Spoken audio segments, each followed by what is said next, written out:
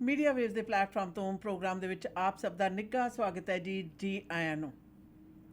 ਇਸ ਪ੍ਰੋਗਰਾਮ ਦੇ ਵਿੱਚ ਵਿਸ਼ੇਸ਼ ਤੌਰ ਦੇ ਉੱਤੇ ਜਾਣਕਾਰੀਆਂ ਅਸੀਂ ਆਪ ਸਭ ਨਾਲ ਨਿਸ਼ਰ ਕਰਦੇ ਹਾਂ ਇਸ ਮਨਸ਼ਾਹਿਤ ਕਿ ਸਾਡੇ ਖੇਤਰੀ ਇਲਾਕੇ ਦੇ ਵਿੱਚ ਵਕਤੀ ਤੌਰ ਤੇ ਪੱਕੇ ਤੌਰ ਤੇ ਲੰਮੇ ਸਮੇਂ ਲਈ ਤੁਸੀਂ ਆਏ ਹੋਏ ਹੋ। ਸਾਡੇ ਟਰੈਵਲਰ ਤੇ ਉਹ ਜਾਣਨਾ ਚਾਹੁੰਦੇ ਹਨ ਜਾਂ ਅਸੀਂ ਚਾਹੁੰਦੇ ਹਾਂ ਕਿ ਉਹਨਾਂ ਨੂੰ ਸਾਡੇ ਖੇਤਰੀ ਇਲਾਕੇ ਦੇ ਦਰਪੇਸ਼ ਆਉਣ ਵਾਲੀਆਂ ਸਮੱਸਿਆਵਾਂ ਤੇ ਪਲੱਸ ਜੋ ਕੁਝ ਹੋ ਰਿਹਾ ਉਸ ਦੇ ਬਾਰੇ ਅਗਾਊਂ ਜਾਣਕਾਰੀ ਹੋਵੇ। ਮੀਡੀਆ ਵੇਵ ਦੇ ਪਲੇਟਫਾਰਮ ਤੋਂ ਇਸ ਪ੍ਰੋਗਰਾਮ ਦੇ ਅੰਤਰਗਤ ਅਸੀਂ ਹਰ ਇੱਕ ਖੇਤਰ ਦੇ ਨਾਲ ਸੰਬੰਧਿਤ ਜੋ ਮਸਲੇ ਨੇ ਉਹ ਆਪ ਸਭ ਲਈ ਜਾਣਕਾਰੀ ਦੇ ਬਤੌਰ ਜਾਣਕਾਰੀ ਪੇਸ਼ ਕਰਦੇ ਹਾਂ। ਅੱਜ ਵੀ ਕੁਝ ਇਸੇ ਪ੍ਰਕਾਰ ਰਹੇਗਾ। ਜਦੋਂ ਗੱਲ ਆਉਂਦੀ ਹੈ ਕਿਸੇ ਵੀ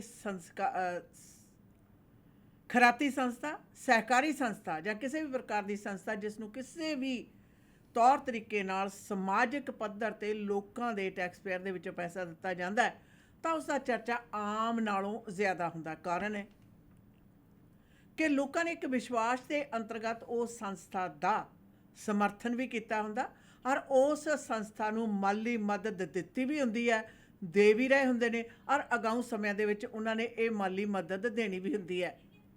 ਇਸ ਕਰਕੇ ਉਸ ਸੰਸਥਾ ਦੇ ਸੰਬੰਧ ਦੇ ਵਿੱਚ ਕੋਈ ਵੀ ਕਾਰਗੁਜ਼ਾਰੀ ਹੁੰਦੀ ਹੋਵੇ ਤਾਂ ਉਸ ਦੇ ਬਾਰੇ ਪਬਲਿਕ ਦਾ ਜਾਣਨਾ ਅਤਿਅੰਤ ਜ਼ਰੂਰੀ ਹੈ। ਯਾਦ ਰਹੇ ਇਹ ਕੋਈ ਪ੍ਰਾਈਵੇਟ ਬਿਜ਼ਨਸ ਨਹੀਂ ਹੈ, ਕੋਈ ਕਿਸੇ ਦਾ ਨਿੱਜੀ ਵਪਾਰ ਨਹੀਂ ਹੈ ਕਿ ਜਿਸ ਦੇ ਬਾਰੇ ਜਾਣਕਾਰੀ ਸਿਰਫ ਔਰ ਸਿਰਫ ਉਹਨਾਂ ਤੱਕ ਸੀਮਤ ਰਹੇ ਤੇ ਨਾਲ ਦੀ ਨਾਲ ਸੰਬੰਧਿਤ ਮੰਤਰਾਲੇ ਨਾਲ। ਪਰ ਖਰਾਤੀ ਸੰਸਥਾਵਾਂ ਦੇ ਕਾਰਗੁਜ਼ਾਰੀ ਦੇ ਸੰਬੰਧ ਵਿੱਚ ਪੂਰੀ ਦੀ ਪੂਰੀ ਜਾਣਕਾਰੀ ਸਰਕਾਰਾਂ ਨਾਲ, ਸੰਬੰਧਿਤ ਮੰਤਰਾਲਿਆਂ ਨਾਲ ਤੇ ਸਭ ਤੋਂ ਵੱਡੀ ਗੱਲ ਪਬਲਿਕ ਦੇ ਲਈ ਜ਼ਰੂਰੀ ਹੈ, ਲੋੜੀਂਦੀ ਆ ਔਰ ਉਸ ਦੇ ਵਿੱਚ ਪਾਰਦਰਸ਼ਤਾ ਹੋਣੀ ਚਾਹੀਦੀ ਹੈ, ਭਾਵ ਟਰਾਂਸਪੇਰੈਂਸੀ ਹੋਣੀ ਚਾਹੀਦੀ ਹੈ। ਔਰ ਟਰਾਂਸਪੇਰੈਂਸੀ ਇਹੋ ਜਿਹੀਆਂ ਖਰਾਤੀ ਸੰਸਥਾਵਾਂ ਹੋਣ ਤੇ ਚਾਹੇ ਸਾਡੇ ਚੁਣੇ ਹੋਏ ਨੁਮਾਇੰਦਿਆਂ ਦੀ ਕਾਰਗੁਜ਼ਾਰੀ ਹੋਵੇ ਉਸ ਦੇ ਵਿੱਚ ਬਹੁਤ ਜ਼ਿਆਦਾ ਅਹਿਮ ਲੋੜਾਂ ਦੇ ਵਿੱਚ ਸਭ ਤੋਂ ਵੱਡੀ ਅਹਿਮ ਲੋੜ ਮੰਨੀ ਜਾਂਦੀ ਹੈ ਕਿ ਪਾਰਦਰਸ਼ਤਾ ਹੋਵੇ, ਜੋ ਹੈ ਉਸੇ ਪ੍ਰਕਾਰ ਆਮ ਪਬਲਿਕ ਨੂੰ, ਲੋਕਾਂ ਨੂੰ ਉਸ ਬਾਰੇ ਪਤਾ ਹੋਵੇ। ਅੱਜ ਦੇ ਪ੍ਰੋਗਰਾਮ ਦੇ ਵਿੱਚ ਖਾਸ ਤੌਰ ਦੇ ਉੱਤੇ ਅਸੀਂ ਗੱਲਬਾਤ ਕਰਾਂਗੇ ਕਿ ਕਿਸ ਪ੍ਰਕਾਰ ਪਿਕਸ ਦੇ ਵਿੱਚ ਦੀ AGM ਦੀ ਕਾਰਗੁਜ਼ਾਰੀ ਦੇ ਅੰਤਰਗਤ ਟਰਾਂਸਪੇਰੈਂਸੀ ਕਿੰਨੀ ਕੁ ਹੋਈ ਔਰ ਵਰਤਾਰੇ ਕਿਵੇਂ ਸਨ। ਪਿਛਲੇ ਕੁਝ ਦਿਨਾਂ ਦੇ ਵਿੱਚ ਅੰਦਰੂਨੀ ਜਿਹੜੀਆਂ ਜਾਣਕਾਰੀਆਂ ਨੂੰ ਸਾਡੇ ਤੱਕ ਪਹੁੰਚੀਆਂ ਨੇ, ਜੀ ਹਾਂ, ਹਮੇਸ਼ਾ ਦੀ ਤਰ੍ਹਾਂ ਅੱਜ ਤੁਹਾਡੇ ਸਾਰਿਆਂ ਨਾਲ ਕਰਾਂਗੇ ਉਹ ਜਾਣਕਾरियाँ ਸਾਂਝੀਆਂ। जी आशा ना। बिल्कुल दीदी, इस वक्त हमारे साथ जितने भी लिसनर्स शामिल हैं उन सभी को जी आई नो वेलकम एंड खुश आमदीद कहते हैं। और आज का ये प्रोग्राम में हम नॉन प्रॉफिट ऑर्गेनाइजेशन पिक्स की lack of transparency at AGM meeting के बारे में डिस्कशन करेंगे और किस तरह से हमें पता चला है कि जो CEO है सतवीर चीमा वहाँ रोना शुरू कर दिया था। He was literally crying. और ये रोना क्या था, अक्सर कहते हैं ना मगरमच्छ के आंसुओं जो होते हैं, बहुत कुछ इन आंसुओं के बारे में हम बात कर सकते हैं। आज के इस प्रोग्राम में बात करेंगे। वैसे रोते वही है जिनको अपने आप पे भरोसा नहीं होता, कॉन्फिडेंस नहीं होती है, और रो रो कर अगर अपने आप को मनाना, सिंपैथी लेना, ये तो बचपनी हरकत है। ऐसे तो बच्चे रो रो कर दूध ले लेते हैं। पिक्स के CEO रो रो कर क्या हासिल करना चाहता था AGM मीटिंग में, इस बारे में आज हम बातचीत करेंगे। वैसे दीदी अक्सर देखा जाता है कि नॉन प्रॉफिट ऑर्गेनाइजेशन में सब कुछ खुला, यानी ओपन बुक्स होते हैं। It's all open. आप जाओ, देखो, परखो, समझो और फिर अपना डिसीजन बनाओ। This is how the non profit organisations actually should be working. लेकिन इस तरह से पिक्स के AGM में कहा जा रहा है कि नहीं देखा गया।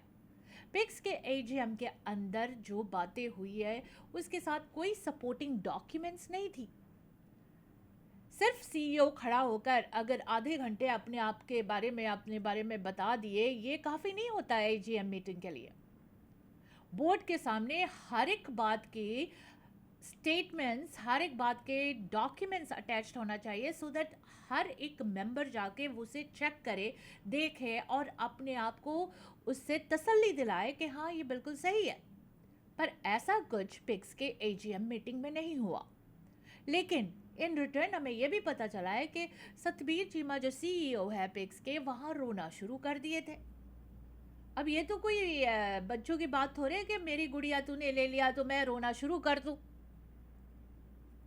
याद रखो, पिक्स के गुड़िया कोई ले नहीं रहा है, लेकिन पिक्स के गुड़िया को संभाल रहे लोग कि सतबीर चीमा जैसे अपने आंसू देकर गुड़िया न बेच दे। So this is something that you have to understand कि कोई भी नॉन प्रॉफिट ऑर्गेनाइजेशन है, उनको हर एक अपने एलिगेशंस के सपोर्टिंग डॉक्यूमेंट्स रखना चाहिए कि ये एलिगेशन लगी थी मुझ पे, इसका ये जवाब है, ये एलिगेशन थी पिक्स पे, इसका ये जवाब है, लेकिन ऐसा कुछ नहीं किया गया।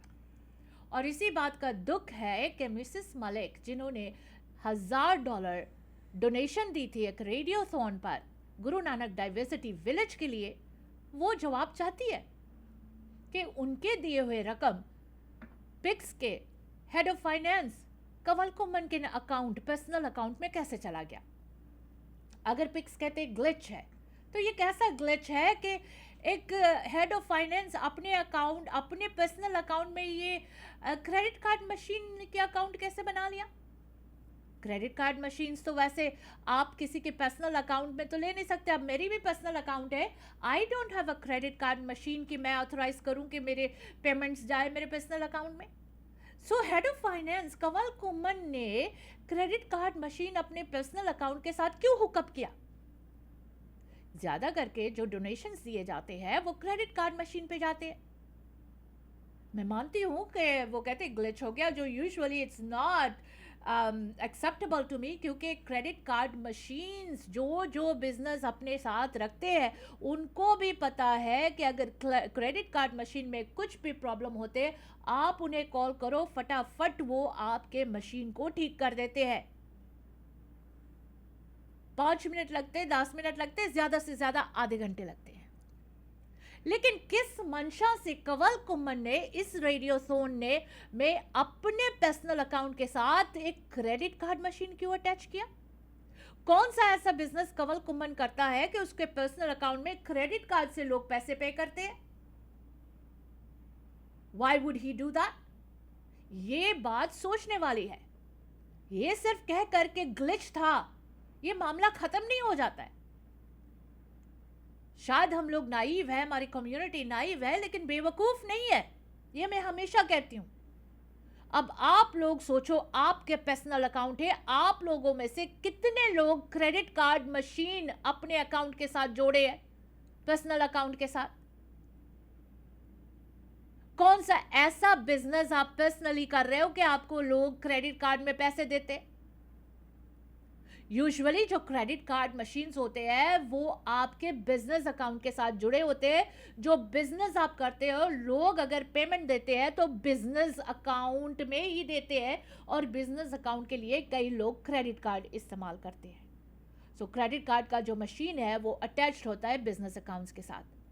कंवल कुम्मन के पर्सनल अकाउंट में ये कौन सा बिजनेस कर रहा है कि इसको क्रेडिट कार्ड से लोग पेमेंट देना शुरू कर दिए। किस मंशा से इसने क्रेडिट कार्ड अपने अकाउंट में लिंक करवाया था कि पिक्स के अंदर जो डोनेशंस आ रहे हैं ज्यादा करके वो क्रेडिट कार्ड से आ रहे हैं। वो क्रेडिट कार्ड से डोनेशन कहां जा रही है, कई बुजुर्गों को पता नहीं चलेगा। वनरेबल डोनर्स को टारगेट किया गया था क्या। इस तरह के एजीएम में आकर सिर्फ बता देना कि ग्लिच था, कोई एक्सप्लेनेशन नहीं, कोई उसके साथ डॉक्यूमेंट नहीं अटैच किया गया। It's a shame to the CEO Satbir Cheema, जिन्होंने ये एजीएम मीटिंग में जाकर सिर्फ ये कह दिया कि ग्लिच है जी, ग्लिच है। लोग बेवकूफ नहीं है मिस्टर चीमा।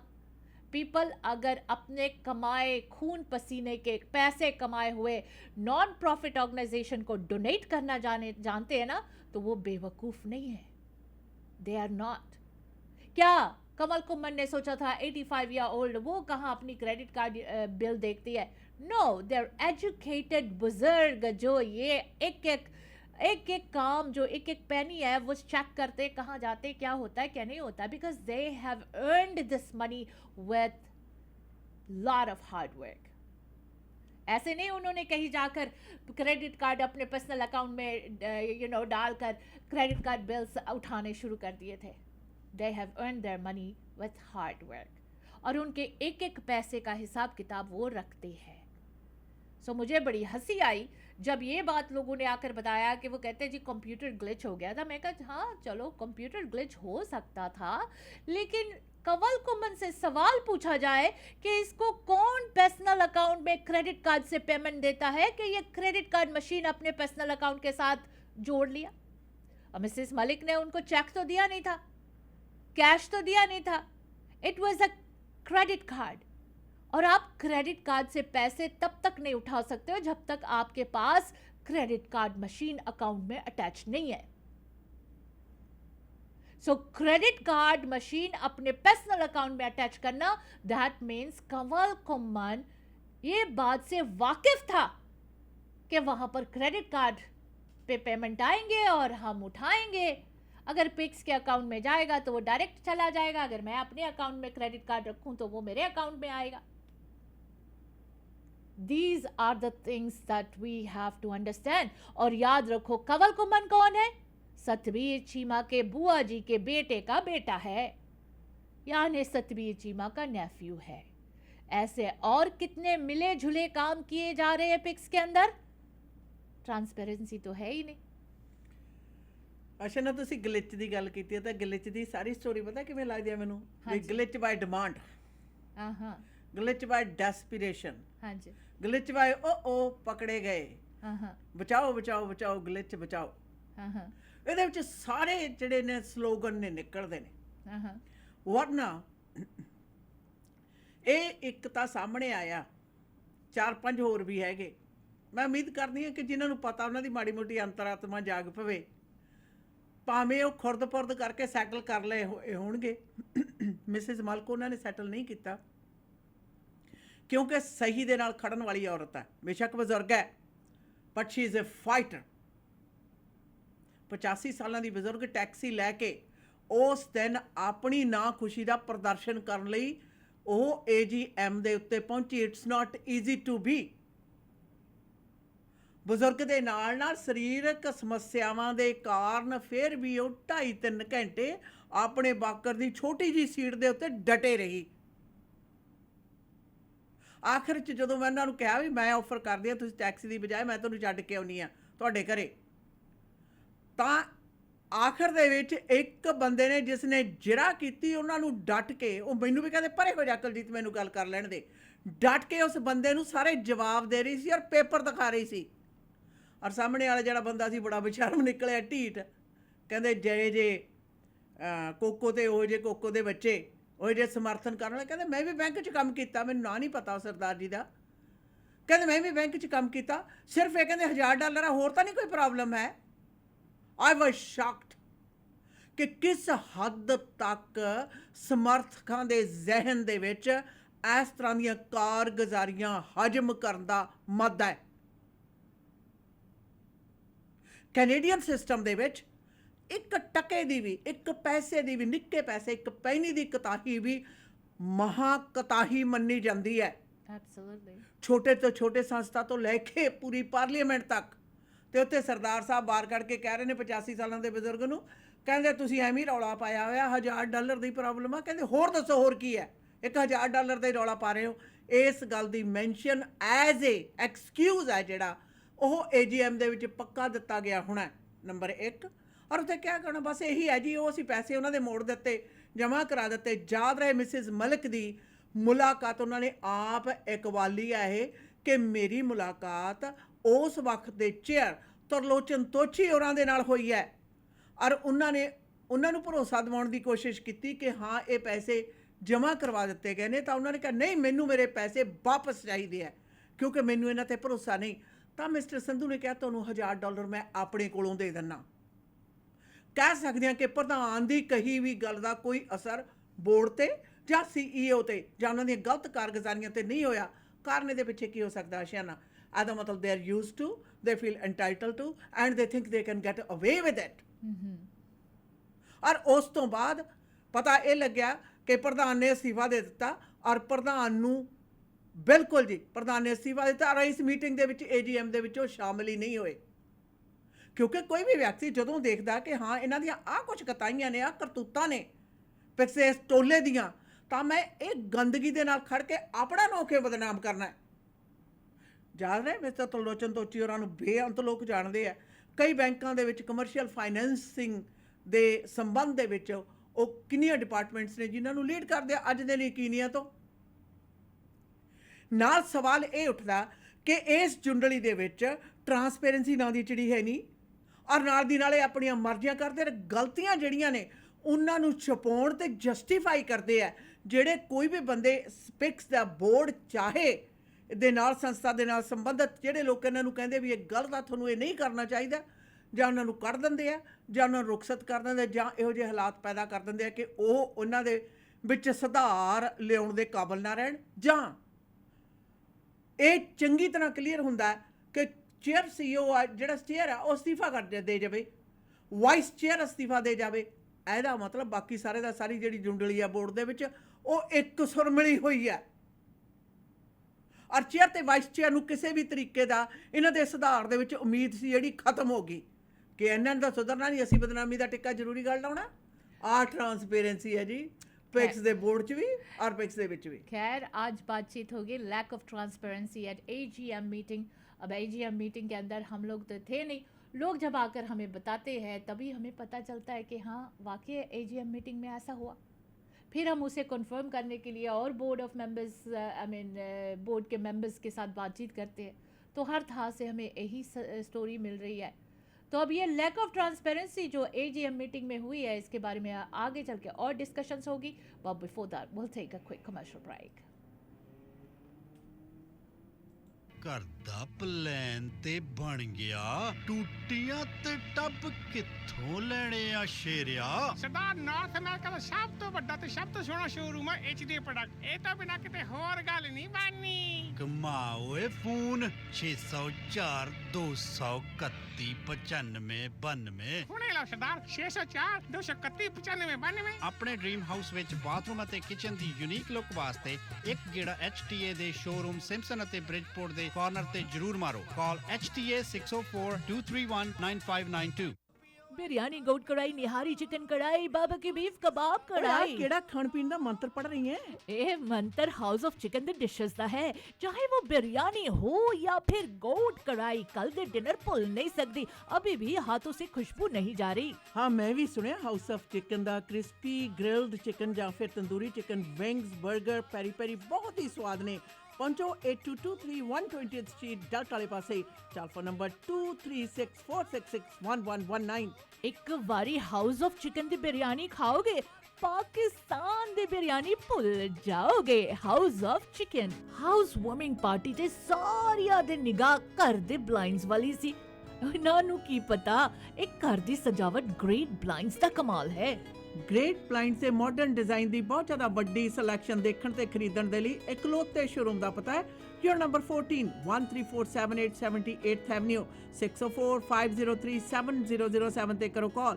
ਗ੍ਰੇਟ ਬਲਾਈਂਡਸ ਦੇ ਅਮਰੀਕਾ ਵਾਲੇ ਸ਼ੋਰੂਮ ਦਾ ਪਤਾ 3705 ਅਵਰਨ ਵੇ, ਅਵਰਨ, ਵਾਸ਼ਿੰਗਟਨ 2533217007 ਜਾਂ greatblindscanada.com ਤੇ ਕਰੋ ਵਿਜ਼ਿਟ। ਘਰ ਜਿੱਥੇ ਮਰਜ਼ੀ ਲੋ, ਪਰਦਾ ਗ੍ਰੇਟ ਬਲਾਈਂਡਸ ਤੋਂ ਹੀ ਲਵਾਓ। ਮੀਟ ਦੀ ਵੈਰਾਈਟੀ ਹੋ ਸਕਦੀ ਹੈ, ਪਰ ਇੱਕ ਹੀ ਥਾਂ ਤੇ ਜਾਣਾ ਕੱਚਾ ਮੀਟ ਸ਼ਾਪ ਤੇ, ਜਿੱਥੋਂ ਕਿ ਫਰੈਸ਼ ਤੇ ਮੈਰੀਨੇਟਡ ਮੀਟ ਦੀ ਵੱਡੀ ਵੈਰਾਈਟੀ ਤੁਸੀਂ ਲੈ ਸਕਦੇ ਹੋ। ਵੈਜੀਟੇਰੀਅਨਸ ਲਈ ਵੈਜੀ, ਪਨੀਰ ਟਿੱਕਾ ਤੇ ਹੋਰ ਵੀ ਬੜੀਆਂ ਆਈਟਮਸ ਨੇ। ਕੱਚਾ ਮੀਟ ਸ਼ਾਪ ਦੀਆਂ 18 ਲੋਕੇਸ਼ਨਸ ਤੇ ਜਾਓ। ਪਾਰਟੀ ਤੁਹਾਡੀ ਆਪਣੇ ਘਰ ਦੇ ਵਿੱਚ ਹੈ ਜਾਂ ਫਿਰ ਵੀਕਐਂਡ ਪਾਰਟੀ ਹੈ, ਇਕੱਠ ਹੈ, ਹਰ ਤਰ੍ਹਾਂ ਦਾ ਮੀਟ ਖਰੀਦਣਾ ਚਾਹੋ 18 ਲੋਕੇਸ਼ਨਸ ਦੇ ਵਿੱਚ, ਔਰ ਨੇੜੇ ਦੀ ਲੋਕੇਸ਼ਨ ਦਾ ਪਤਾ ਜਾਣਨ ਦੇ ਲਈ ਕੱਚਾ ਮੀਟ ਸ਼ਾਪ ਤੇ ਤੁਸੀਂ ਵਿਜ਼ਿਟ ਵੀ ਕਰ ਸਕਦੇ ਹੋ। ਕੱਚਾ ਮੀਟ ਸ਼ਾਪ। ਭਰੋਸੇਯੋਗ ਸੇਵਾਵਾਂ ਲਈ ਆਪਣੀ ਕਮਿਊਨਿਟੀ ਦੀ ਆਪਣੀ ਫਾਰਮੇਸੀ, ਫੈਮਿਲੀ ਕੇਅਰ ਫਾਰਮੇਸੀ। ਇੱਥੋਂ ਤੁਸੀਂ ਦਵਾਈਆਂ, vitamin, supplement, herbal medicine, Walker, wheelchair, breast pump ਦੇ ਨਾਲ-ਨਾਲ ਮੈਕਸਿਮਮ ਕਵਰੇਜ ਹੀ ਨਹੀਂ ਬਲਕਿ ਫ੍ਰੀ ਡਿਲੀਵਰੀ ਤੇ ਬਲਿਸਟਰ ਪੈਕ ਵੀ ਦਿੰਦੇ ਨੇ। ਤੁਹਾਡੇ ਪਰਿਵਾਰ ਦੀਆਂ ਸਾਰੀਆਂ ਦਵਾਈਆਂ ਨਾਲ ਸੰਬੰਧਿਤ ਜ਼ਰੂਰਤਾਂ ਪੂਰੀਆਂ ਕਰਦੇ ਨੇ। ਸਵੇਰੇ 7 ਵਜੇ ਤੋਂ ਸ਼ਾਮ ਦੇ 8 ਵਜੇ ਤੱਕ ਆਪਣੀਆਂ ਤਿੰਨੋਂ ਲੋਕੇਸ਼ਨ ਤੇ 8925 Scott Road, Delta 6045990211, 128th Street and 96th Avenue, 6045811900, 1539 Johnson Road, White Rock. Family care pharmacy. ਸ਼ੁਕਰ ਹੈ ਡਾਇਰੈਕਟ ਫਰਨੀਚਰ ਨਵੀਂ ਥਾਂ ਤੇ ਖੁੱਲ ਗਿਆ। ਹੁਣ ਤਾਂ ਪੂਰੇ ਘਰ ਦਾ ਫਰਨੀਚਰ ਮੈਂ ਡਾਇਰੈਕਟ ਫਰਨੀਚਰ ਤੋਂ ਲੈ ਕੇ ਆਉਣੀ ਆ। ਲੈ ਗੋਲੀ ਕਿਹਦੀ ਤੇ ਗਹਿਣੇ ਕਿਹਦੇ, ਤੁਸੀਂ ਵੀ ਹੋ ਜਾਓ ਚਿੰਤਾ ਮੁਕਤ, ਕਿਉਂਕਿ ਤੁਹਾਡਾ ਮਨਪਸੰਦ ਡਾਇਰੈਕਟ ਫਰਨੀਚਰ ਹੁਣ ਸਰੀ ਦੇ ਗੜ 12743 80th ਐਵਨਿਊ ਨਵੀਂ ਥਾਂ ਤੇ ਖੁੱਲ ਚੁੱਕਾ ਹੈ। ਡਾਇਰੈਕਟ ਫਰਨੀਚਰ ਬਾਰੇ ਹੋਰ ਜਾਣਕਾਰੀ ਲੈਣ ਦੇ ਲਈ ਮਿਸਟਰ ਔਰ ਮਿਸਿਸ ਸੂਰੀ ਨੂੰ ਕਰੋ ਕਾਲ 604-572-5553 ਡਾਇਰੈਕਟ ਫਰਨੀਚਰ। ਰੋਜ਼ਾਨਾ ਖਬਰਾਂ ਵਿੱਚ assault, sexual assault, theft, driving offences ਤੇ ਹੋਰ ਬੜੇ ਕ੍ਰਿਮੀਨਲ ਐਕਟੀਵਿਟੀਜ਼ ਬਾਰੇ ਸੁਣਦੇ ਹਾਂ। ਕਈ ਵਾਰੀ ਗਊਮਾਰ ਹੋ ਜਾਂਦੀ ਹੈ, ਚਾਲਬਾਜ਼ ਲੋਕ ਸਾਊ ਬੰਦੇ ਨੂੰ ਫਸਾ ਦਿੰਦੇ ਨੇ ਤੇ ਨਾਲੇ ਕ੍ਰਿਮੀਨਲ ਚਾਰजेस ਲਗਵਾ ਦਿੰਦੇ ਨੇ। ਅਗਰ ਤੁਸੀਂ ਵੀ ਕ੍ਰਿਮੀਨਲ ਚਾਰजेस ਦਾ ਸਾਹਮਣਾ ਕਰ ਰਹੇ ਹੋ ਤਾਂ ਨੌਜਵਾਨ ਵਕੀਲ ਜੋ 4 province BC, Alberta, Manitoba, Ontario ਵਿੱਚ ਗੁੰਝਲਦਾਰ ਕੇਸਸ ਜਿੱਤੇ ਹਨ, ਕ੍ਰਿਮੀਨਲ ਲਾਇਰ ਗਗਨ ਨਾਹਲ। ਅੱਜ ਹੀ ਕਰੋ ਕਾਲ ਕ੍ਰਿਮੀਨਲ ਕੇਸ ਜਿੱਤਣ ਦੇ ਵਿੱਚ ਮਾਹਰ ਵਕੀਲ ਗਗਨ ਨਾਹਲ ਨੂੰ 604-527-4769 6625152 A Street, Surrey। For all criminal charges, call Gagan Nahal 604-527-4769. Media ਵੇਸ ਦੇ ਪਲੇਟਫਾਰਮ ਤੋਂ ਇਹ ਪ੍ਰੋਗਰਾਮ ਆਪ ਸਭ ਤੱਕ ਪਹੁੰਚਾ ਰਹੇ ਨੇ ਫੈਮਿਲੀ ਕੇਅਰ ਫਾਰਮੇਸੀ ਕਮਿਊਨਿਟੀ ਦੀ ਆਪਣੀ ਫਾਰਮੇਸੀ ਹੈ ਜਿੱਥੋਂ ਤੁਸੀਂ ਹਰ ਪ੍ਰਕਾਰ ਦੀ ਦਵਾਈ ਬੂਟੀ ਵਿਟਾਮਿਨ ਸਪਲੀਮੈਂਟਸ ਲੈ ਸਕਦੇ ਹੋ। ਹਰਬਲ ਮੈਡੀਸਨਸ ਵੀ ਅਵੇਲੇਬਲ ਨੇ। ਹਫਤੇ ਦੇ 7 ਦਿਨ ਖੁੱਲੀ ਰਹਿਣ ਵਾਲੀ ਫਾਰਮੇਸੀ ਤੋਂ ਤੁਸੀਂ ਹੋਮੋਪੈਥਿਕ ਡਾਕਟਰ ਦੀਆਂ ਸੇਵਾਵਾਂ ਵੀ ਪ੍ਰਾਪਤ ਕਰ ਸਕਦੇ ਹੋ। ਸਰੀ ਡੈਲਟਾ ਤੇ ਵਾਈਟ ਰੌਕ ਪਤਾ ਹੈ। ਟੈਲੀਫੋਨ ਨੰਬਰ ਹੈ 604-581-1900 ਤੇ ਕਰ ਸਕਦੇ ਹੋ ਜੀ ਸੰਪਰਕ। ਬਾਕੀ ਪੈਰਾਮਾਊਂਟ ਕਾਰਪੈਟ ਕਲੀਨਿੰਗ ਦੇ ਮਾਨਸਾ ਪ੍ਰੋਗਰਾਮ ਦੇ ਸਪਾਂਸਰ ਨੇ 604-861-3600 ਦੇ ਤੇ ਤੁਸੀਂ ਕਰੋ ਕਾਲ। ਕਿਸੇ ਵੀ ਪ੍ਰਕਾਰ ਦੇ commercial, residential, office, banquet hall, carpet cleaning ਤੇ ਫਲੋਰ ਕਲੀਨਿੰਗ ਦੀਆਂ ਸੇਵਾਵਾਂ ਪ੍ਰਾਪਤ ਕਰ ਸਕਦੇ ਹੋ। ਔਰ ਪੈਰਾਮਾਊਂਟ ਕਾਰਪੈਟ ਕਲੀਨਿੰਗ ਵਾਲਿਆਂ ਪਾਸ heavy duty truck mounted steam cleaning system ਹੈ। So carpet cleaning, upholstery cleaning, mattress cleaning, duct cleaning, furnace cleaning ਦੇ ਨਾਲ ਨਾਲ tiles and grout cleaning, floor tiles ਤੇ ਕਿਚਨ ਟਾਇਲ ਤੇ ਵਾਸ਼ਰੂਮ ਟਾਇਲਸ ਕਲੀਨਿੰਗ ਦੀਆਂ ਸੇਵਾਵਾਂ ਪ੍ਰਾਪਤ ਕਰਨ ਲਈ ਪੈਰਾਮਾਊਂਟ ਕਾਰਪੈਟ ਕਲੀਨਿੰਗ ਦੇ ਨਾਲ ਕਰੋ ਕਾਲ 604-861-3600 604-861-3600 ਦੇ ਉੱਤੇ। ਪਾਇਲਚਾਟ ਹਾਊਸ ਸਰੀ ਦਾ ਪਹਿਲਾ ਰੈਸਟੋਰੈਂਟ ਹੈ ਜਿਹੜਾ 24 ਘੰਟੇ ਖੁੱਲ੍ਹਣਾ ਸ਼ੁਰੂ ਹੋਇਆ ਸੀ ਔਰ ਅੱਜ ਵੀ ਸੇਵਾਵਾਂ ਦੇ ਰਹੇ ਨੇ ਜੀ। ਔਰ ਤੁਸੀਂ ਸੇਵਾਵਾਂ ਪ੍ਰਾਪਤ ਕਰ ਸਕਦੇ ਹੋ ਪਾਇਲ ਬਿਜ਼ਨਸ ਸੈਂਟਰ ਵਿਖੇ। ਅੱਧੀ ਰਾਤ ਪਹਿਰ ਦੇ ਤੜਕੇ ਜਦੋਂ ਮਰਜ਼ੀ ਖਾਣੇ ਆਰਡਰ ਕਰੋ ਜਾਂ ਬੈਠ ਕੇ ਖਾਓ। 604-596-1990 ਟੈਲੀਫੋਨ ਨੰਬਰ ਹੈ। 100 ਬੰਦੇ ਦੀ ਕੇਟਰਿੰਗ ਦੇ ਲਈ ਹਰਨੀਕੁਰਾਂ ਦਾ ਟੈਲੀਫੋਨ ਨੰਬਰ 604-518-7444 ਹੈ। ਕੰਮ ਦੀ ਤਲਾਸ਼ ਦੇ ਵਿੱਚ ਤਾਂ 1 ਸਾਲ ਦਾ ਤਜਰਬਾ ਰੱਖਣ ਵਾਲੇ ਟਰੱਕ ਡਰਾਈਵਰਾਂ ਦੀ ਤੁਰੰਤ ਜ਼ਰੂਰਤ ਹੈ। ਕੰਪਨੀ ਨੂੰ ਲੋਕਲ ਤੇ ਲੌਂਗ ਹਾਲ ਟਰੱਕ ਡਰਾਈਵਰ ਚਾਹੀਦੇ ਨੇ। ਲੌਂਗ ਹਾਲ ਡਰਾਈਵਰਸ ਨੂੰ 70 ਸੈਂਟ ਪ੍ਰਤੀ ਮੀਲ ਦੇ ਹਿਸਾਬ ਨਾਲ ਪੇ ਕੀਤਾ ਜਾਏਗਾ। ਸੰਪਰਕ ਕਰਨ ਲਈ ਟੈਲੀਫੋਨ ਨੰਬਰ 604-725-4259 ਹੈ। ਬਾਕੀ ਜੀ criminal lawyer Gagan Nahal programme ਦੇ ਸਪਾਂਸਰ ਨੇ। ਫੌਜਦਾਰੀ ਮਾਮਲਾ ਪੈ ਗਿਆ, ਸੈਕਸ਼ੂਅਲ ਅਸੌਲਟ, ਥੈਫਟ ਤੇ ਡਰਾਈਵਿੰਗ ਅਫੈਂਸਸ ਵਰਗੇ ਚਾਰजेस ਦਾ ਸਾਹਮਣਾ ਕਰ ਰਹੇ ਹੋ ਤਾਂ ਕ੍ਰਿਮੀਨਲ ਲਾਇਰ ਗਗਨ ਨਾਹਲ ਨੂੰ 604-527-4769 ਤੇ ਕਰੋ ਕਾਲ। BC, ਅਲਬਰਟਾ, ਮੈਨੀਟੋਬਾ ਤੇ ਓਨਟਾਰੀਓ ਵਰਗੇ 4 ਸੂਬਿਆਂ ਦੇ ਵਿੱਚ ਬੜੇ ਪੇਚੀਦਾ ਕੇਸ ਜਿੱਤ ਕੇ ਆਪਣੇ ਕਲਾਇੰਟਸ ਨੂੰ ਦੇ ਚੁੱਕੇ ਗਗਨ ਨਾਹਲ ਦੇ ਦਫ਼ਤਰ ਦਾ ਪਤਾ ਹੈ 6625 A Street। ਟੈਲੀਫੋਨ ਨੰਬਰ 604-527-4769 ਦੇ ਉੱਤੇ ਕਰੋ ਕਾਲ। ਘਰ ਬਣਾ ਰਹੇ ਹੋ ਨਵਾਂ ਜਾਂ ਰੈਨੋਵੇਟ ਕਰ ਰਹੇ ਹੋ ਤਾਂ HTA products high end brand names ਨੂੰ ਕੈਰੀ ਕਰਨ ਵਾਲਾ ਲੋਰ ਮੇਲੈਂਡ ਦਾ ਮਸ਼ਹੂਰ ਨਾਮ ਹੈ। ਇਹਨਾਂ ਦੇ ਸ਼ਾਨਦਾਰ ਸ਼ੋਰੂਮਸ ਰਿਚਮੰਡ, ਵੈਨਕੂਵਰ ਤੇ ਸਰੀ ਵਿਖੇ ਨੇ। ਸ਼ਾਨਦਾਰ ਸ਼ੋਰੂਮਸ ਜਾਓ, ਚੱਲਦੇ ਪ੍ਰੋਡਕਟ ਦੇਖੋ, ਪਸੰਦ ਕਰੋ, ਆਪਣੇ ਘਰ ਦੇ ਵਿੱਚ ਲਗਵਾਓ। ਹੋਰ ਕਿਸੇ ਵੀ ਪ੍ਰਕਾਰ ਦੀ ਜਾਣਕਾਰੀ ਤੁਸੀਂ HTA ਪ੍ਰੋਡਕਟਸ ਦੇ ਮੁਤਲਕ ਪ੍ਰਾਪਤ ਕਰਨਾ ਚਾਹੁੰਦੇ ਹੋ ਤਾਂ ਸਾਬੀ ਔਲਖ ਨੂੰ ਕਰ ਸਕਦੇ ਹੋ ਕਾਲ 604-728-5339 604-728-5339 ਦੇ ਉੱਤੇ ਕਾਲ ਕਰਕੇ ਸਾਬੀ ਔਲਖ ਤੋਂ ਤੁਸੀਂ ਵਧੇਰੇ ਜਾਣਕਾਰੀ HTA ਪ੍ਰੋਡਕਟਸ ਬਾਰੇ ਲਾ ਸਕਦੇ ਹੋ। ਔਰ ਮੀਡੀਆ ਬੇਸ ਦੇ ਪਲੇਟਫਾਰਮ ਤੋਂ ਪ੍ਰੋਗਰਾਮ ਦੇ ਵਿੱਚ ਅੱਜ ਪਿਕਸ ਹੈ ਜਿਹੜੀ progressive inter culture services society ਹੈ ਉਸ ਦੀ AGM ਹੋਈ। ਉਸ ਦੇ ਵਿੱਚ ਟਰਾਂਸਪੇਰੈਂਸੀ ਦੀਆਂ ਕਹਾਣੀਆਂ ਪਿਛਲੇ ਕੁਝ ਦਿਨਾਂ ਤੋਂ ਸਾਡੇ ਤੱਕ ਪਹੁੰਚ ਰਹੀਆਂ ਨੇ। ਪਹੁੰਚਣ ਤੋਂ ਬਾਅਦ ਅਸੀਂ ਕਿਸੇ ਹੋਰ ਦੇ ਨਾਲ ਜਾ ਕੇ ਉਹਨੂੰ ਕਨਫਰਮ ਵੀ ਕਰਦੇ ਹਾਂ ਵੀ ਵਾਕਈ ਇਸ ਤਰ੍ਹਾਂ ਹੋਇਆ ਸੀ ਤੇ ਜਾਣਕਾਰੀਆਂ ਸਾਹਮਣੇ ਆਈਆਂ ਨੇ। ਆਸ਼ਾ ਨੇ ਜਦੋਂ AGM ਹੁੰਦੀ ਹੈ ਨਾ, ਹਾਂਜੀ, ਕੁਝ ਕੁ AGM ਦੇ ਵਿੱਚ ਕਾਰਗੁਜ਼ਾਰੀ ਹੈ ਜਿਹੜੀ ਉਹ ਦੇਖਣ ਦਾ, ਪਰਖਣ ਦਾ ਤੇ ਪਾਰਟਿਸਿਪੇਟ ਕਰਨ ਦਾ ਮੌਕਾ ਮਿਲਦਾ। ਹਾਂਜੀ, AGM ਜਦੋਂ ਹੁੰਦੀ ਹੈ, ਸਾਡੇ ਵੀ ਹੁੰਦੀ ਹੈ, 300 ਪਰਿਵਾਰਾਂ ਦਾ ਸਟਾਰਟ ਹੈ, ਉਹਦੀ AGM ਹੁੰਦੀ ਹੈ। ਔਰ ਉਹ ਜੇ AGM ਦੇ ਵਿੱਚ ਸਾਰੇ ਦੇ ਸਾਰੇ ਜਿਹੜੇ ਮੈਂਬਰ ਨੇ ਉਹ ਜਾਂਦੇ ਆ। ਹਾਂਜੀ, ਕੁਝ ਨਹੀਂ ਵੀ ਜਾਣਾ ਚਾਹੁੰਦੇ, ਜਿਹੜੇ ਵੀ ਜਾਂਦੇ ਆ ਉਹਨਾਂ ਸਾਰਿਆਂ ਨੂੰ ਮਿੰਟਸ ਵੀ ਦਿੱਤੇ ਜਾਂਦੇ ਆ, ਬਜਟ ਵੀ ਦਿੱਤਾ ਜਾਂਦਾ ਹੈ, ਖਰਚਾ ਲੇਖਾ ਜੋਖਾ ਜਿਹੜਾ ਉਹ ਵੀ ਦਿਖਾਇਆ ਜਾਂਦਾ ਹੈ ਔਰ ਪੂਰੀ ਦੀ ਪੂਰੀ ਸ਼ੀਟ ਕੱਢ ਕੇ ਦਿੱਤੀ ਜਾਂਦੀ ਹੈ। ਅਗਾਊਂ ਸਾਲ ਦੇ ਵਿੱਚ ਕਿੱਥੇ ਕਿੱਥੇ ਕੀ ਖਰਚਣਾ ਉਹ ਸਾਰਾ ਕੁਝ ਪ੍ਰਦਾਨ ਕੀਤਾ ਜਾਂਦਾ ਹੈ ਜੀ। ਸਾਡੀ ਪਿਕਸ ਦੀ ਕਹਿੰਦੇ AGM ਹੋਈ, ਉਹਦੇ ਵਿੱਚ ਇਹ ਤਾਂ ਦੱਸ ਦਿੱਤਾ ਗਿਆ ਵੀ ਅਸੀਂ ਆ ਕਰਾਂਗੇ, ਪਰ ਉਹਨਾਂ ਦੇ ਸਪੋਰਟਿੰਗ ਡਾਕੂਮੈਂਟ ਸਾਰੇ ਗਾਇਬ ਸੀ। ਇਹ ਕਿਸੇ ਨੂੰ ਕਹਿਣਾ ਬਈ ਹਾਂ ਅਸੀਂ ਤਬੇਲਾ ਪਾਵਾਂਗੇ, ਇਹਦੇ ਤੇ 2 ਲੱਖ ਲੱਗ ਜੂਗਾ, ਤੇ ਫਿਰ ਅਸੀਂ ਇੱਧਰਲੇ ਪਾਸੇ ਨੂੰ ਚੁੱਲ੍ਹੇ ਲਾਵਾਂਗੇ, ਉਹਦੇ ਤੇ 50 ਕੁ ਲੱਗ ਜੂਗਾ, ਇੱਧਰ ਐਂ ਹੋ ਜਾਊਗਾ, ਇਹਦੇ ਤੇ ਅਸੀਂ ਇੰਨੇ ਕੁ ਪੈਸੇ ਲਾ ਦਾਂਗੇ, ਇਹਦੇ ਤੇ ਅਸੀਂ ਐਦਾਂ ਪੈਸਾ ਲਾ ਦਾਂਗੇ। ਇਹ ਖੈਰਾਤੀ ਸੰਸਥਾ ਦੀ AGM ਹੈ, ਪਹਿਲਾਂ ਤਾਂ ਮੈਂਬਰ ਹੀ ਥੋੜ੍ਹੇ ਹੈ, ਫਿਰ ਸੁੱਖ ਨਾਲ ਜਾਂਦੇ ਆ ਜਿਨ੍ਹਾਂ ਨੂੰ ਪਤਾ ਹੈ ਕਿ ਕੀ ਕਿਤੇ ਤਵਾਜ਼ੀਆਂ ਕਰਦੇ ਨੇ, ਸਾਨੂੰ ਸਾਹਮਣੇ ਬਿਠਾ ਕੇ ਬੇਵਕੂਫ ਬਣਾਉਂਦੇ ਨੇ, ਉਹ ਇੱਥੇ ਜਾਂਦੇ ਹੀ ਨਹੀਂ, ਚਾਹੇ ਉਹ ਲਾਈਵ ਮੈਂਬਰਸ ਨੇ। ਉਹ ਆਪਣੀ ਬੇਇੱਜ਼ਤੀ ਸਮਝਦੇ ਆ। ਇਹੋ ਜਿਹੇ ਕਹਿ ਸਕਦੇ ਆ ਬੇਗੈਰਤ ਲੋਕਾਂ ਵੱਲੋਂ ਆਯੋਜਿਤ ਕੀਤੀ ਹੋਈ ਇਕੱਠ ਦੇ ਵਿੱਚ, ਕਿ ਜਿੱਥੇ ਉਹਨੂੰ ਪਤਾ ਵੀ ਝੂਠ ਦੇ ਪਲੰਦੇ ਨੇ। ਨਾਲ ਨਾਲ ਇਹ ਵੀ ਦੱਸਦਾ ਕਿ ਨਿਯਮਾਂ ਦੇ ਆਧਾਰ ਦੇ ਉੱਤੇ ਜਿਹੜੀ ਕਾਰਵਾਈ ਉਹ ਪੂਰੀ ਨਹੀਂ ਕੀਤੀ ਜਾਂਦੀ। ਆਹ ਟਰਾਂਸਪੇਰੈਂਸੀ ਹੈ ਇਹਨਾਂ ਦੀ। ਮੇਰਾ ਤਾਂ ਸਵਾਲ ਸਰਕਾਰ ਨੂੰ ਹੈ, ਤੁਸੀਂ ਸਾਡੇ ਟੈਕਸਪੇਅਰ ਦੇ ਪੈਸੇ ਦੇ ਰਹੇ ਹੋ, ਤੁਹਾਨੂੰ ਪਤਾ ਹੈ ਵੀ AGM ਦੇ ਵਿੱਚ ਕਰਦੇ ਕੀ ਹੈ? ਅਸੀਂ ਦੱਸਦੇ ਆ ਰਹੇ ਹਾਂ ਬਾਰ-ਬਾਰ, AGM ਦੇ ਬਾਰੇ ਪਹਿਲਾਂ ਤਾਂ ਖੂਫੀਆ ਰੱਖੀ ਜਾਂਦੀ ਸੀ, ਕੋਈ ਜ਼ਿਆਦਾ ਜਾਣਕਾਰੀ ਨਹੀਂ ਸੀ ਦਿੱਤੀ ਜਾਂਦੀ, ਕੁਝ ਚੋਣਵੰਦ ਬੰਦਿਆਂ ਨੂੰ ਦੱਸੀ ਜਾਂਦੀ ਸੀ ਉੱਥੇ ਕਿਹੜਾ ਕੱਢਣਾ ਤੇ ਕਿਹੜਾ ਰੱਖਣਾ, ਕਿਹੜਾ ਨਵਾਂ ਆਪਣਾ ਬੰਦਾ ਵਾੜਨਾ। ਉਹਦੇ ਲਈ ਉਹਨਾਂ ਦੇ ਹਿੱਤ ਦੇ ਵਿੱਚ ਉਨੇ ਕੁ ਮੈਂਬਰ ਨਵੇਂ ਬਣਾ ਕੇ ਫਟਾਫਟ ਉਹਨਾਂ ਨੂੰ ਬੋਰਡ ਦੇ ਵਿੱਚ ਉੱਥੇ ਵੋਟਾਂ ਪਵਾ ਕੇ ਉਹ ਨਵੇਂ ਜਿਹੜੇ ਮੈਂਬਰ ਨੇ ਕੁਝ ਅੰਦਰ ਖਾਤੇ ਆਪਣੀ ਮਿਲੀ ਭਗਤ ਕਰਕੇ ਉਹਨਾਂ ਨੂੰ ਸਥਾਪਿਤ ਕਰ ਲਿਆ ਜਾਂਦਾ। ਆਹ ਕਾਰਗੁਜ਼ਾਰੀ ਹੈ ਇਹਨਾਂ ਦੀ। ਇਹਦੇ ਨਾਲੋਂ ਜ਼ਿਆਦਾ ਟਰਾਂਸਪੇਰੈਂਸੀ ਤਾਂ ਪਿੰਡ ਦੀ ਪੰਚਾਇਤ ਦੀਆਂ ਵੋਟਾਂ ਦੀ ਹੁੰਦੀ ਹੈ, ਔਰ ਉਹ ਵੀ ਪਛੜੇ 3rd ਵਰਲਡ ਕੰਟਰੀਜ਼ ਦੇ ਪਿੰਡ ਦੀਆਂ ਪੰਚਾਇਤਾਂ ਦੀ ਵੋਟਾਂ ਦੀ। ਔਰ ਇੱਥੇ AGM ਦੇ ਵਿੱਚ ਚੁਣੇ ਜਾਂਦੇ ਨੇ ਨਵੇਂ ਬੋਰਡ, ਤੇ ਉਹ ਬੋਰਡ ਮੈਂਬਰ ਨੇ ਜਿਹੜੇ, ਉਹਨਾਂ ਨੂੰ ਤਾਂ ਬੇਸ਼ੱਕ ਬੰਦ ਦਰਵਾਜ਼ਿਆਂ ਥੱਲੇ ਪਿੱਛੇ ਚੁਣਿਆ ਜਾਂਦਾ, ਪਰ ਜਿਹੜੇ ਜਨਰਲ ਮੈਂਬਰ ਨੇ ਉਹਨਾਂ ਨੂੰ ਕੀ ਦਿੱਤਾ? ਇੱਕ ਝੋਲਾ ਵਿੱਚ 4 ਚੀਜ਼ਾਂ ਪਾਈਆਂ ਤੇ ਉਹਨਾਂ ਨੂੰ ਫੜਾਈਆਂ ਤੇ ਤੋਰੇ।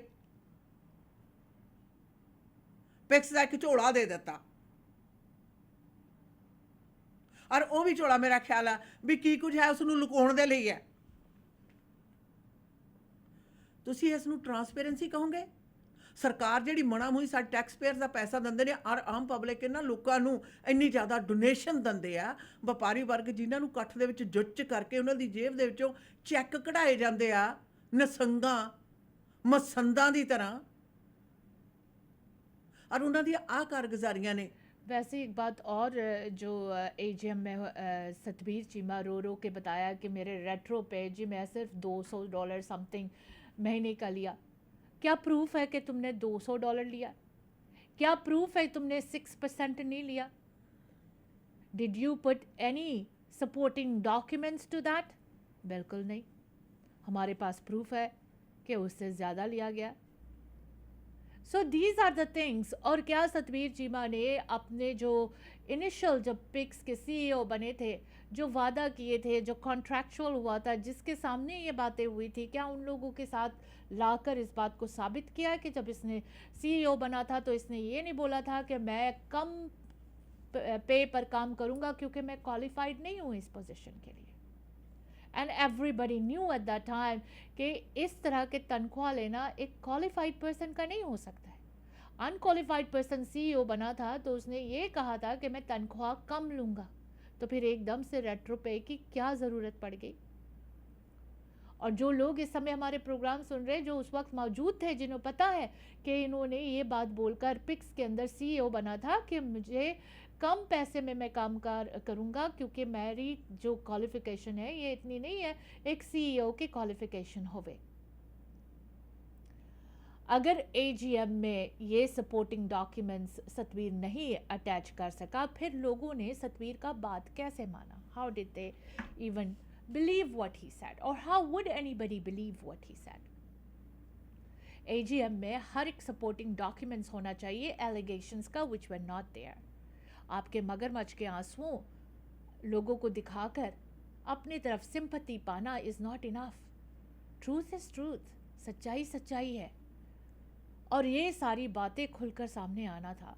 AGM मीटिंग में और भी बहुत कुछ हुआ, जैसे कि सस्पेंडेड रियल्टर कैंप वार की कहते गुंडागर्दी देखी गई, कभी इधर कभी उधर, जैसे गैंगस्टर घूम रहा है, ऐसे खबर मिली हमें AGM मीटिंग से।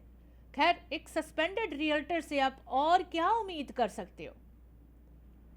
गैंगस्टर बिहेवियर ही उम्मीद कर सकते हो। और क्या, जो लोग चोरी करते हैं, जो लोग दूसरों को फोर्स करके अंगूठा दिलवाते हैं, वो लोग गैंगस्टर नहीं होते तो होते क्या? ये सारी बातें पिक्स के एजीएम में से लोगों ने आकर हमें बताई, और इस गैंगस्टर के साथ इर्द गिर्द लोग घूम फिर रहे थे, उनके बारे में भी बताई। आप लोगों के पिछले कुछ शोज़ के पहले हमने आप लोगों को तस्वीर भी दिखाई थी कि इन्हीं गैंगस्टर के लोगों ने हमें उंगली दिखा के बाहर निकले,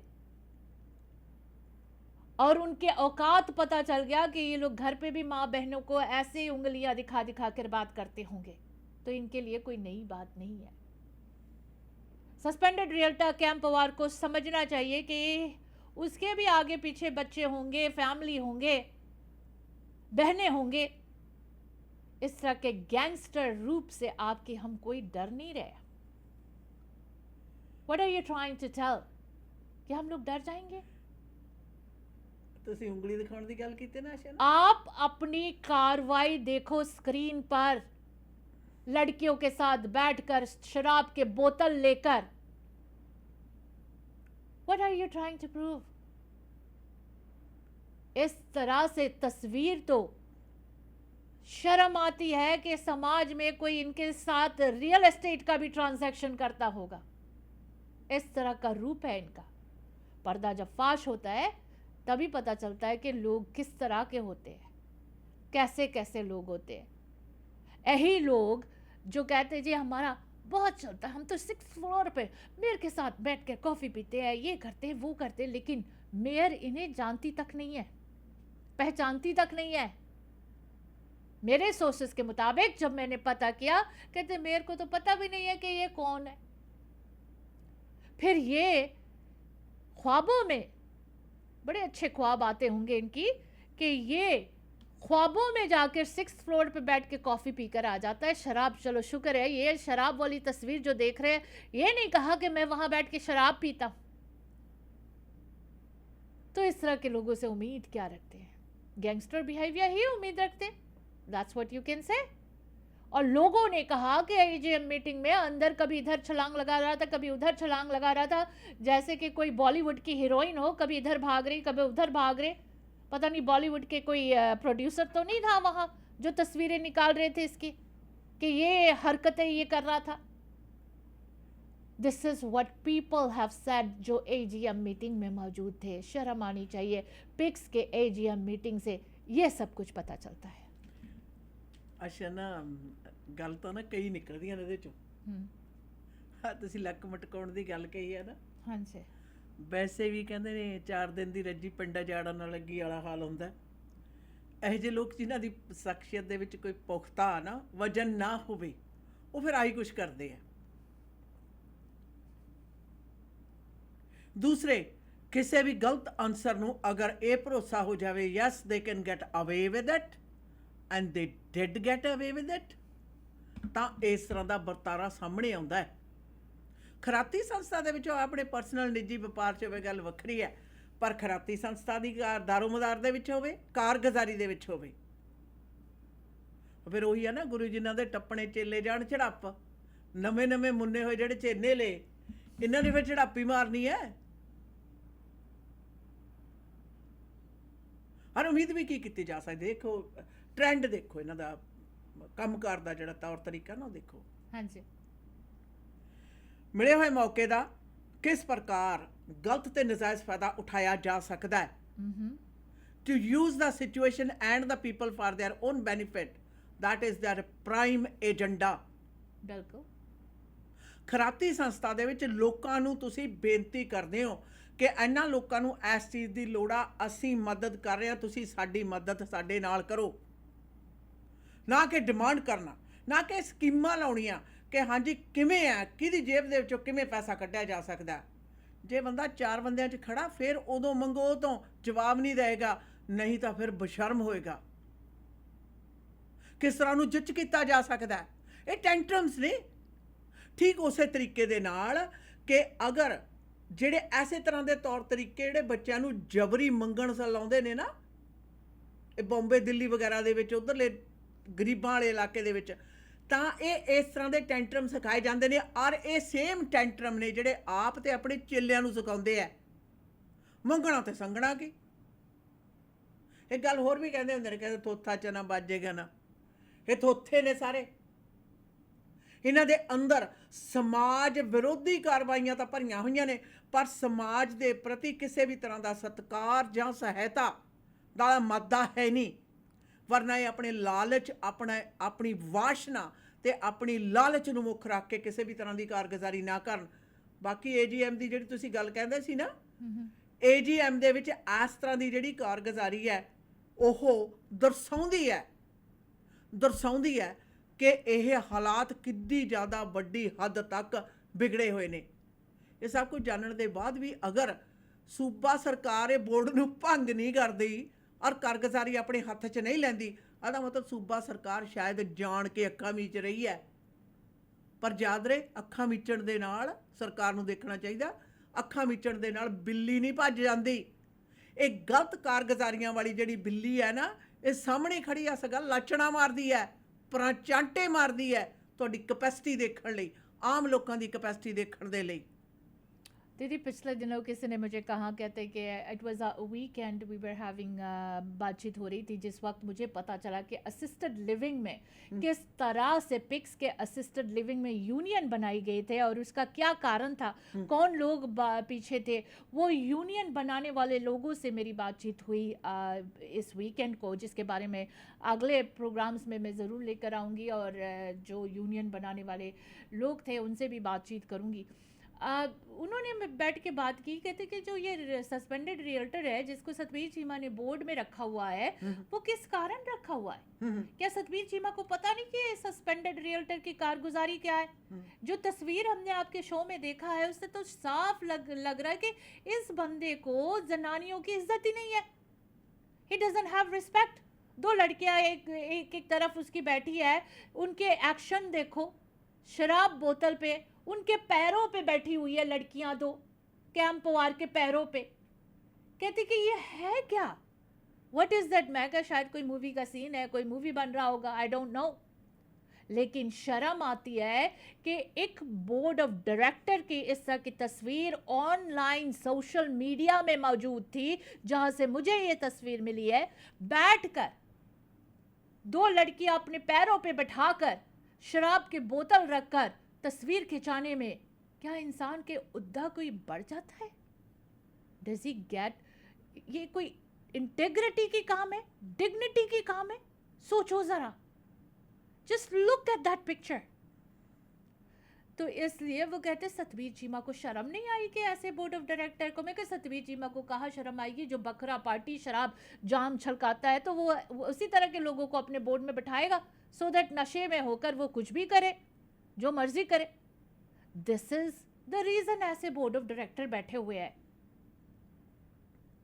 हाँ, उसने एक बात और कही, कहते तोची संधू जो है ना, खालसा क्रेडिट यूनियन में बड़े वेल नोन है, पहले एनविजन में था, काफ़ी लोग जानते थे। कहता वो कभी बर्दाश्त नहीं करेगा कि इस तरह के माहौल हुए, और अच्छा हुआ कि वो छोड़ के चला गया। नहीं जाते तो वो भी इन्हीं लोगों की तरह शायद इसी में समा जाते, इसी में हो जाते। लेकिन कहते कि उनका जो ज़र्फ है वो डिफरेंट है, वो आले ज़र्फ का बंदा है, वो कभी इस तरह के हरकतों में शामिल नहीं होगा। शायद सीईओ ने सोचा होगा मेरा कोलीग था, मैं इसको अपने रंग में रंग बना लूँगा, लेकिन ऐसा हुआ नहीं। क्योंकि जो शरीफ लोग होते हैं, ईमानदार लोग होते हैं, वो ऐसे कामों के बारे में राइट अवे निंदा करते हैं। पर और जो बोर्ड मेंबर्स बैठे हुए हैं, उनकी असली चेहरा पता चल जाता है। चाहे वो कोई भी बोर्ड मेंबर हो, चाहे वो मनिंदर कौर ग्रीवाल हो, जो वाइस चेयर है, रणबीर मांझो जो आजकल चेयर बना बैठा हुआ है, जिसको अपने घर संभालना नहीं आता, लेकिन वो पिग्स के संस्था संभालेगा, चेयर करेगा। What a joke. और इस तरह के लोग, कैंप पवार जैसे लोग बैठे हुए हैं, सस्पेंडेड रियल्टर, जो पिछले दिनों लेडी ने एक बहुत बड़ी खबर हमें दी है, और इसका ये स्कैंडल फ्राइडे वाला प्रोग्राम सुनना मत भूलिएगा, क्योंकि वो स्कैंडल कैंप पवार को फ्राइडे के दिन हम जरूर लेकर आएंगे, जिसमें लड़की खुद बता रही है कि हुआ क्या, व्हाट हैपेंड टू हर, जो सस्पेंडेड रियल्टर कैंप पवार की कारगुजारी है। तो इस तरह की बातें जब हमें मिलती है तो हम कैसे चुप करके उसे अपने खाते में ही रख लें। हमारी जिम्मेदारी बनती है कि नॉन प्रॉफिट ऑर्गेनाइजेशन के जो बोर्ड है या जो वहाँ के कारगुजारी है आप तक पहुँचाना ज़रूरी है। यह अलग बात है कि BCNDP सरकार के एक मिनिस्टर की बीवी वहाँ काम करती है, तो शायद BCNDP का जो मुंह है वो बंद हो गया, बंद कर दिया गया। मैं तो कहती हूँ बंद कर दिया गया। लेकिन याद रखो BCNDP हमेशा सरकार में नहीं रहेगी। पार्टीज बदलते हैं, सरकार बदलता है। आजकल जिस तरह से दौर लगा रहे हैं BC कंजर्वेटिव, आगे चल के होना कुछ भी हो सकता है। और याद रखो BC कंजर्वेटिव पार्टी वो लड़ाई लड़ रहे हैं कि जहां NDP और लिबरल फेल हो चुके हैं। नॉन प्रॉफिट ऑर्गेनाइजेशन पिक्स के अंदर जो कुछ हो रहा है, मैं कहती हूं इसका जिम्मेदार BC सरकार भी है। और मैं इसलिए कहती हूं क्योंकि BC सरकार ने इन्वेस्टिगेशन नहीं करवाई, BC सरकार ने इसे सही तरह से देखा नहीं। किस बात की डर थी BC सरकार को कि उनके एक मिनिस्टर की बीवी वहां काम करती है? क्या ये वही SRO वाला काम होगा? ये खुलकर बात करेंगे। जनता शायद खामोश है, लेकिन जनता बेवकूफ नहीं है। We will all talk about this और ये सामने लेकर आएंगे। खैर, वापस आते हैं कुछ व्यापारिक संदेशों के बाद। सुनते रहिए www.mwlive.ca। ਹੈਲੋ ਤੁਸੀਂ ਕਿੱਥੇ ਹੋ? ਕੰਮ ਤੇ ਆ ਯਾਰ ਦੱਸ ਮੇਰੀ ਗੱਡੀ ਦਾ ਨਾ 132 38 ਸਟਰੀਟ ਤੇ ਛੋਟਾ ਜਿਹਾ